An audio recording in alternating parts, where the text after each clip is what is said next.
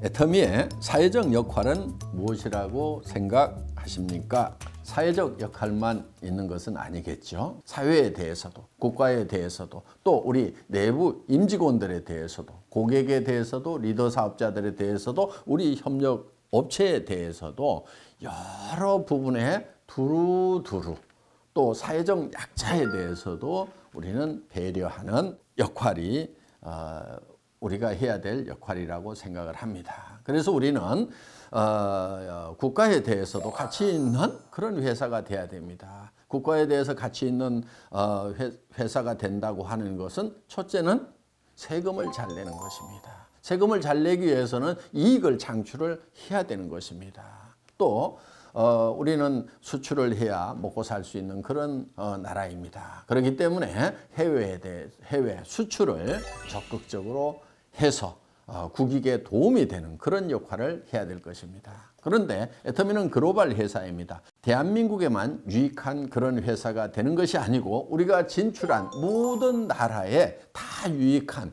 가치 있는 그런 회사가 돼야 될 것입니다. 더 나아가서 우리는 GSGS 전략, 즉 글로벌 소싱, 글로벌 세일즈 전략을 통해서 그 나라에 있는 제품들을, 특산물들을 애터미 유통망을 통해서 여러 나라에 판매를 해줌으로 말미암아서 그 나라의 이익이 되도록 하는 그런 역할을 우리는 생각을 하고 실천을 해 나가고 있습니다. 그래서 애터미와 관련을 맺는 모든 기관, 단체, 개인들이 다 같이 이익을 보는 그런 가치 있는 존재, 이것이 애터미가 추구하는 역할이라고 볼 수가 있겠습니다. 그래서 이런 부분들을 우리는 균형 잡힌 역할이다, 이렇게 표현을 할 수가 있을 것 같습니다. 한마디로 얘기하면은 어떤 역할을 한다고 하는 것은 가치 있는 존재가 된다, 이렇게 표현할 수도 있겠습니다.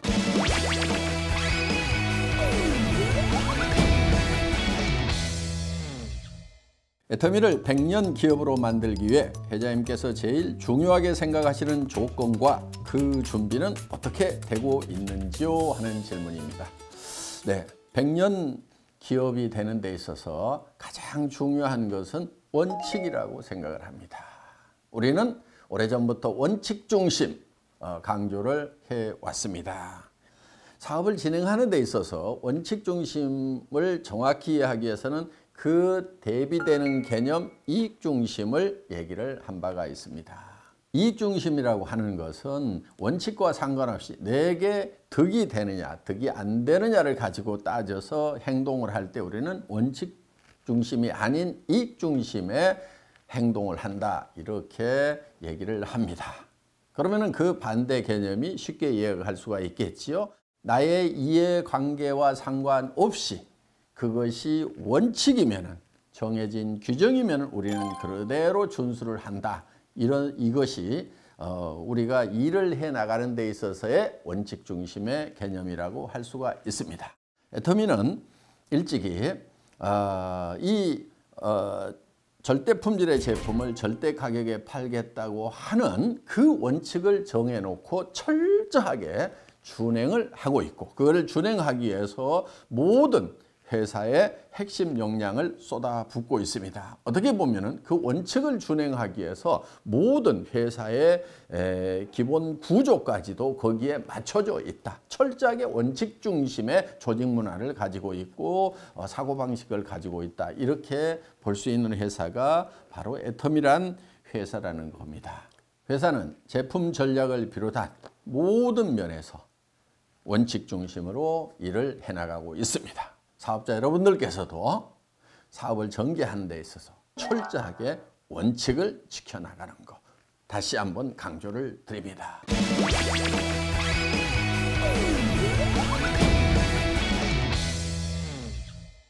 회장님께서 10년 전 생생하게 꿈을 그린 것이 10월 임페리얼 마스터 탄생으로 이루어졌다고 들었습니다. 현재 생생하게 꿈을 꾸시는 애터미의 미래는 무엇인가요? 하는 질문입니다. 생생하게 꿈꾸는 거 대단히 중요합니다. 정말 저는 약 10년 전에 이 애터미를 구상하면서 최고 직급자의 탄생 모습을 생생하게 그렸습니다. 우리의 목표가 있습니다. 창업 당시 목표. 첫 번째, 고객의 성공. 우리의 고객의 성공은 현재 진행형입니다. 연봉 1억 넘어가는 리더스 클럽들이 계속 탄생하고 있고, 그 다음에 연봉 2억이 넘어가는 로얄 클럽이 계속해서 탄생을 하고 있고, 이제 크라운 클럽이 만들어집니다. 크라운 클럽은 연봉 4억 이상의 정말 진정한 성공자들이 모여있는 내 삶뿐만이 아니고 주변에 베풀면서 살아갈 수 있는 진정한 성공자들이 모여있는 곳이 크라운 클럽입니다. 이 크라운 클럽의 멤버들 계속해서 탄생을 할 것입니다. 그리고 두 번째 목표는 유통의 허브입니다. 유통의 허브가 된다고 하는 것은 생산자와 소비자를 연결해서 모든 유통은, 모든 물류는 우리를 통해서 이루어져야 한다 하는 거예요. 그것은 품목을 넘어서서 모든 생활 필수품 모든 것. 앞으로는 이제 무형의 제품들도 취급이 될 수 있는 날이 오리라고 생각을 합니다. 보험 같은 게 되겠죠.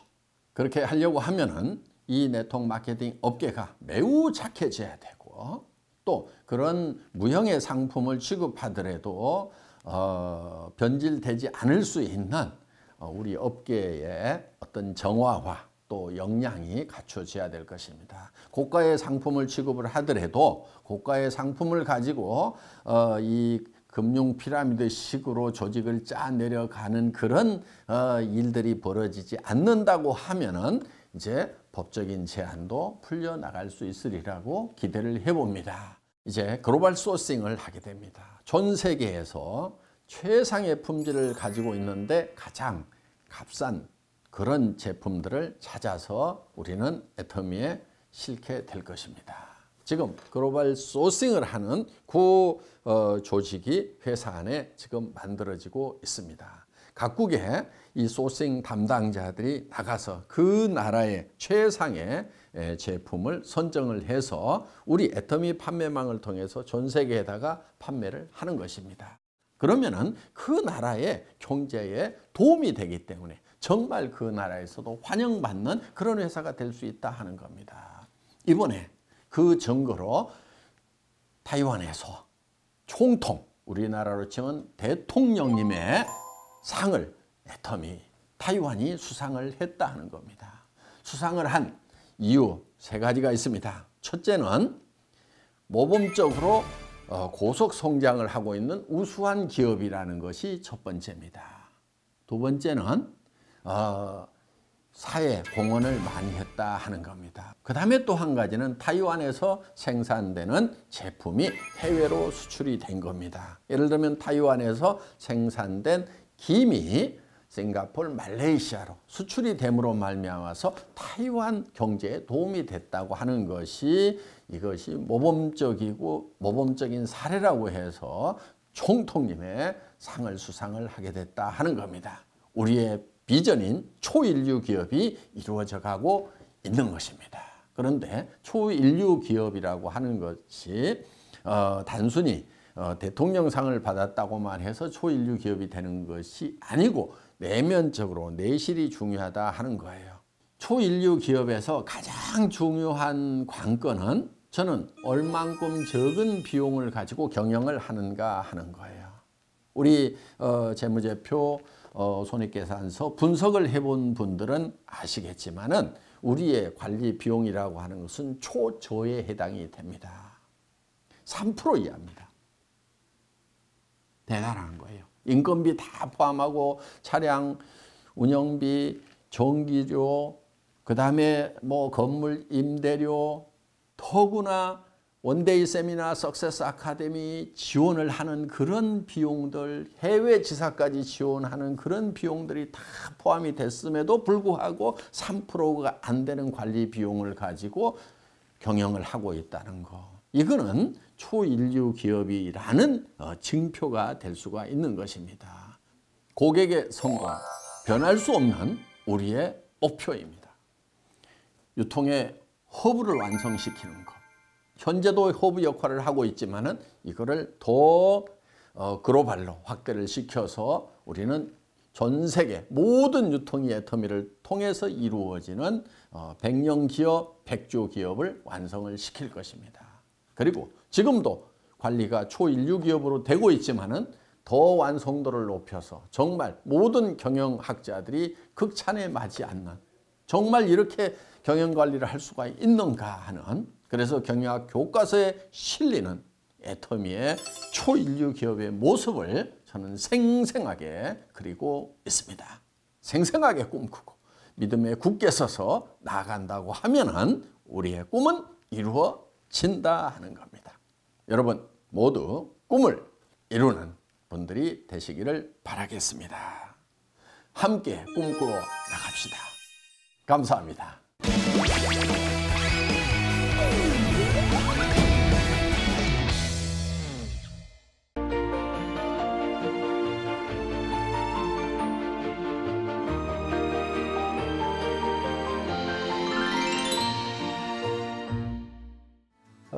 오늘은 이 자장격지에 대해서 말씀을 좀 드릴까 합니다.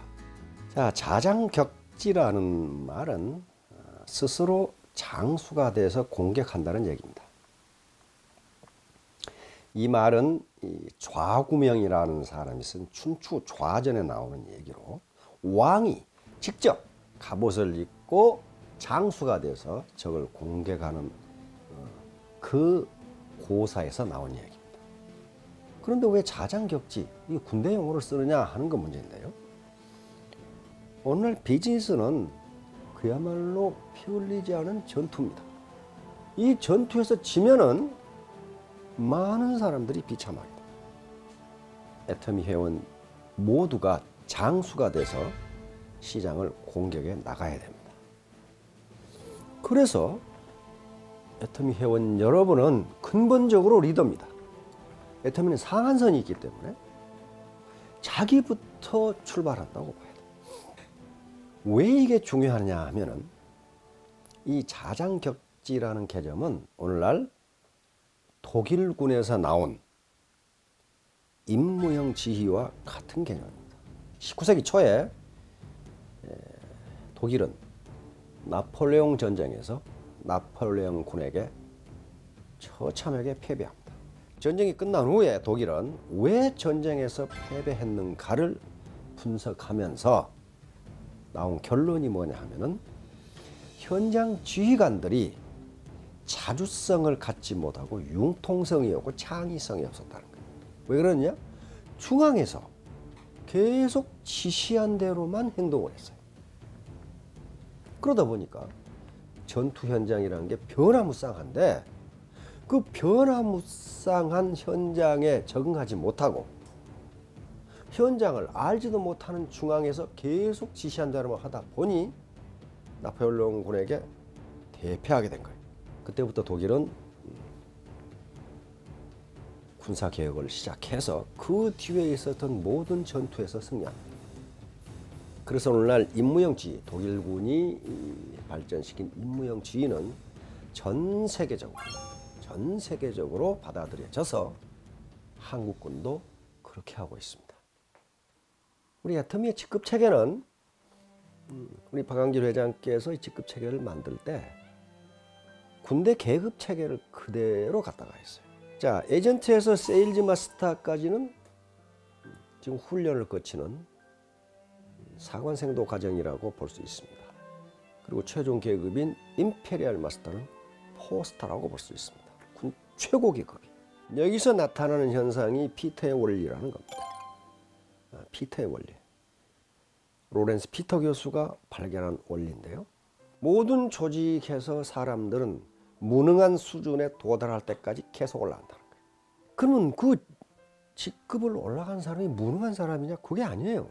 유능하기 때문에 올라갔는데 하위 직급과 상위 직급은 수행하는 임무가 다르기 때문에 그 능력과 안목이 달라야 한다는 거예요. 근데 그걸 갖추기 전에 올라가 버리니까 결국 그 자리에서는 무능하게 된다는 겁니다. 그러면 이것에서 탈피하려면 어떻게 해야 되느냐 하는 거예요. 어떻게 해야 되느냐. 자, 자장격지라고 했으니까 모든 리더들이, 모든 사업자들이 장수가 돼서 공격한다. 시장을 공격하고, 왜 시장을 공격하고 공격한다. 즉 앞으로 적극적으로 나간다 그 말이죠. 그럼 장수는 아무나 되느냐는 거예요. 가만히 있으면 그냥 장수가 되느냐, 그런 건 아니에요. 리더가 갖춰야 할 조건, 장수가 갖춰야 할 조건이 책마다 아주 다양하게 나와 있는데, 그렇게 다양한 것을 우리가 알 수가 없으니 그럴 때는 고전을 보는 게 가장 좋습니다. 손자병법에서는 장수 5덕, 그래서 5가지 덕목을 장수는 갖춰야 한다 그랬어요. 그것이 바로 지신인용엄입니다. 고전에 나와 있는 이 덕목의 순서는 중요도를 나타냅니다. 반드시 앞에 것이 앞에 와야 되고 뒤에 것이 뒤에 와야 돼요. 먼저 장수는 알아야 돼요. 알아야 돼. 무식한 사람이 장수가 될 수 없다는 거예요. 애터미 사업에 대해서 알아야 하고, 사람에 대해서 알아야 하고, 시대의 흐름과 경제 구조 변화에 대해서 알아야 하고, 소비자들의 소비 성향의 변화에 대해서도 알아야 돼. 조그만 것을 아느냐 모르느냐에 따라서 결과는 엄청난 차이가 납니다.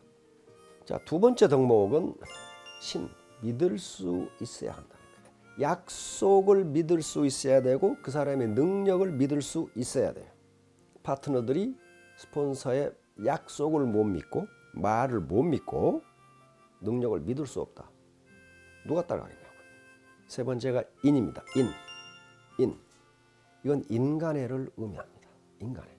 인간을 사랑할 수 있어야 돼. 그렇지 않으면 잔인한 장수가 된다. 아주 잔인한 장수가 돼. 논어에 보면 인자 필용 그렇게 돼 있어요. 인자는, 인간을 갖춘 사람은 반드시 용기가 있다. 왜? 사람을 살려야 되니까. 다음 덕목이 용입니다. 용기, 용감성. 그런데 용기라는 게 뭐냐 하는 거예요. 용기. 미국의 실존지 심리학자 중에 롤로 메이라는 사람은 이 용기를 내가 살아남고 앞으로 발전하는 데 있어서 필수 조건이라고 이야기합니다. 용기. 그러면서 이 용기를 4가지로 구분했어요. 첫 번째 용기가 육체적 용기입니다. 자기 목숨이 잇태로울지도 모르는 상황에서도 자기 임무를 수행하는 것을 육체적 용기라고 그랬어요. 두 번째 용기가 중요합니다. 도덕적 용기라고 하는 거예요. 모럴 칼리지라고 하는 건데, 이것은 옳은 것을 옳다 하고 옳지 않은 것을 옳지 않다고 말할 수 있는 용기예요. 이게 엄청나게 힘들어요. 이것은 엄청난 손해를 가져와. 예를 들면 자기 스폰서가 우리 이렇게 합시다 했는데 그것이 회사의 방침과 맞지 않는 요구라면은 스폰서님 그것은 옳지 않습니다 라고 말할 수 있는 용기가 도덕적 용기예요. 그런데 이 도덕적 용기를 왜 강조하느냐면 이게 도덕적 용기가 없이 그 집단이 비도덕적으로 가버리면 그 집단 전체가 망한다는 거예요.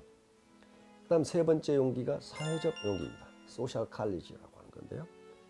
이것은 친하지 않은 사람과도 친하게 지낼 수 있는 용기예요. 이건 애터미 사업자들이 굉장히 중요합니다. 처음 보는 생소한 사람과도 친밀하게 지낼 수 있는 용기, 이걸 사회적 용기라고 했습니다. 이게 우리가 리크루팅하고 사업을 펼쳐나가는 데 있어서 굉장히 중요하다. 마지막으로 창조적 용기, 크리에이티브 칼리지라고 했는데요. 아까 도덕적 용기가 옳은 것을 옳다 하고 옳지 않은 것을 옳지 않다고 말할 수 있는 용기라면은 창조적 용기는 거기서 끝나지 않고 새로운 시스템, 새로운 제도를 만들어 갈 수 있는 용기. 우리 센터는 이렇게 해나갑시다. 회사에서 하라고 하는 원칙을 이렇게 지켜나갑시다. 이 시스템을 만들어내요. 이게 용기예요. 용기. 육체적 용기는 우리가 발휘할 시간이 별로 없어요. 그리고 또 그럴 기회도 없어요. 그러나 도덕적 용기, 사회적 용기, 창조적 용기는 반드시 필요합니다. 마지막으로 엄입니다. 이거 엄정해야 된다. 엄격해야 된다. 그 말인데 공정해야 된다는 거예요. 룰을 누구나 공평하게 적용해야 된다. 공정해야 된다. 많은 학자들의 연구에 의하면 인간은 돈보다도 공정성에 대한 가치를 엄청나게 부여한다는 사실을 확인했어요.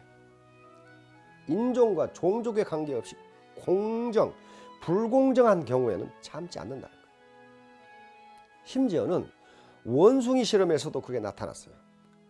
원숭이도 불공정한 경우에는 팔을 엎어버린다. 공정하게 하지 않으면 원숭이가 그럴 진데 인간은 어떡하겠냐 말이에요. 사람을 대상으로 한 연구는 최후 통첩 게임이라는 게 있습니다. 인간이 공정성에 어떻게 반응한 것을 보는 게임이에요.